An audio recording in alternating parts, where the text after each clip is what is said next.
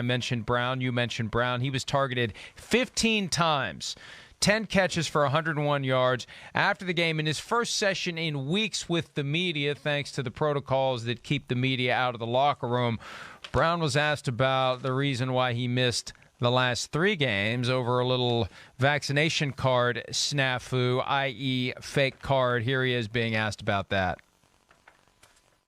I know Coach Arians had told you when you came to this team, you screw up one time and you're done. And some people would deem what happened as a screw up, but Coach Arians stood by your side and he brought you back. Just what did it mean for you after being here for a year to have a coach standing in your corner? Next question. We just want to talk about this game. We don't want to waste no time with you guys writing bogus. Respectfully, yeah. Antonio, we haven't talked to you yet. We haven't talked to you. I don't want to talk time. about that. You guys is all drama. It's all about football. We didn't talk about Carolina. I don't want to talk to you guys. Listen. This is the guy who has created more drama single-handedly in the National Football League in the last 3 seasons than any other player. We could go back to the moment that he found out that Juju Smith-Schuster was the team MVP for the 2018 season in Pittsburgh. He got pissy about that, sorry, London, threw the ball reportedly at Ben Roethlisberger in practice, stormed out and never came back, went on an elaborate effort to get out of Pittsburgh, and then everything after that, very well documented, what happened with the Raiders, what happened with the Patriots, the lawsuits, the altercation with the driver, the moving truck that he didn't want to pay when he was bringing all of his stuff back to Miami from Oakland at the time. Everything that happened after that, this guy has been one thing after another. So don't say we're all drama. We're here to help the fans enjoy the game. We're here to add spice to the game and cover the game and make it come to life for the fans so they feel more engaged by it and entertained by it. He's the source of the drama, Mike. And look, the reason he doesn't want to talk, anything he says can and will be used against him. He can still be prosecuted for using a fake vaccination card. That's why he didn't want to talk. Listen, what you said is 100% correct. Everything that's when he's been in the headline, he can look in the mirror for. I mean, we all know that. He's an I, me guy. He's an attention seeker. He wants the headline. But all of a sudden, I will say, when he went to Tampa Bay, all of a sudden you didn't see the social media anymore. He didn't put the spotlight on himself. He just played. And we know he's a great player. We know he's a great receiver when he's right. But he's an I guy. He's a me guy. Always has been, always will be.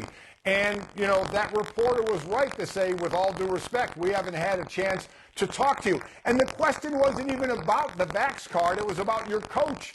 Why not? To me, it's almost simple as and because he has every right to do what he did. He showed up. I'm just showing up because I don't want to get fined. If you want to go down that road, he showed up, and he has every right to say, I don't want to talk about it. That's his right to do. But then it's our right to go ahead and talk about him not doing it. So, there's that retaliation, or not retaliation.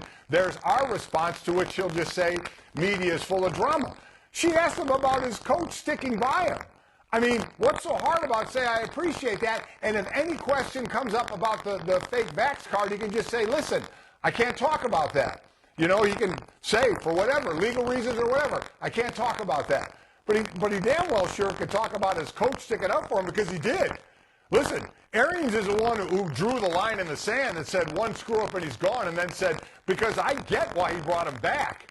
That part didn't shock me. They needed him to come back. Arians just looked somewhat bad because he drew the line in the sand, an indelible marker saying one screw up and you're gone.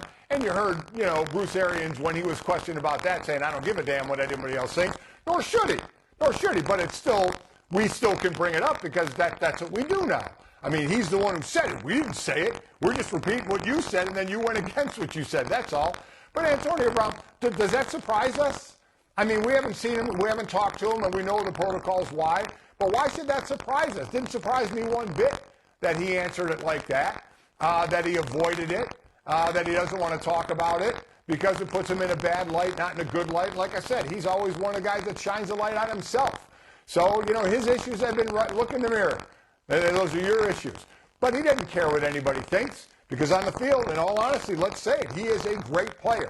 and he is going to help this team and has helped this team before. So he can sit up in front of that microphone and do whatever he damn well pleases, and that's what he's doing. You made an excellent point, though. It would have been okay for him to say it means a lot to me that the coach has my back. Arians has talked about it multiple times over the course of the last week. He's got comments to Peter King in Football Morning in America, finally harmonizing why he said what he said in October of 2020. Screws up one time and he's gone.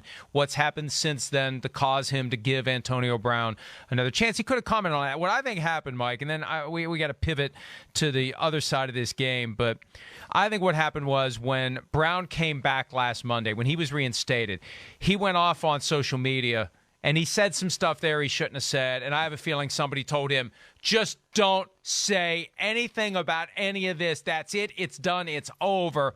And he was merely following those orders by shutting down anything that even got remotely close to the issue of the fake vax card. Because I suspect, and I said it myself, even though it's entertaining to have him have one of these social media meltdowns, you still could get prosecuted. If it's my son, my brother, my cousin, my friend, my nephew, anyone I know, my client, whoever, I'm saying, shut up, stop it. And I think that's why he did what he did. Hi, I'm Mike Tirico, and thanks for watching. Make sure to hit subscribe for the latest news and highlights from NBC Sports.